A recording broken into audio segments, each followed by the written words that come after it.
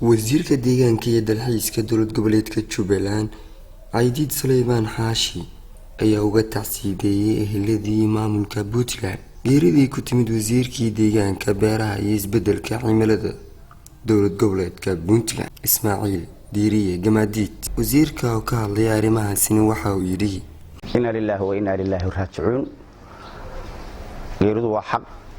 waxaan halkan tacsiin uga dirayaa wasiirkii deegaanka beeraha iyo isbedelka cimilada ee dowlad goboleedka Puntland State of Somalia Ismaaciil Diiriye Gamaadiid oo xanuunka coronavirus-ka uu ku dhacay 2 wiig ka hor maantana ku geeriyooday magaalada Muqdisho.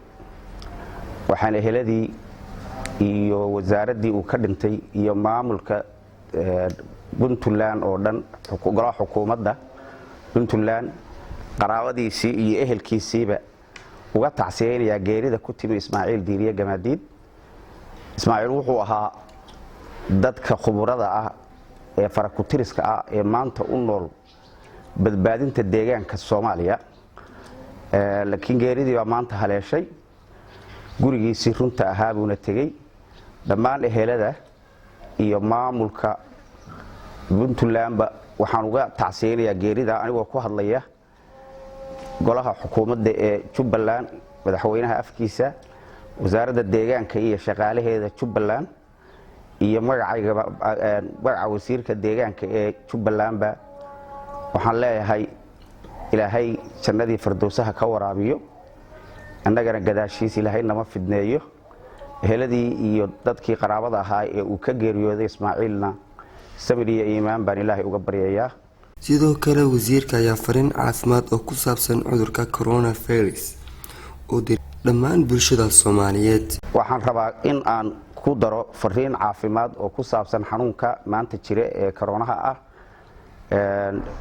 sidaad ka warqabtaan dad fara badan oo muhiim u ahaa ummadda Soomaaliyeedna wuu dilay. weli xanuunkii wuu jiraa. dadka Soomaaliyeedna weli waa ka dhaga adeegayaan xanuunka tixgelintii la rabay in la siiyo taxadarkiisa weli waa aad baa looga gaabinayaa.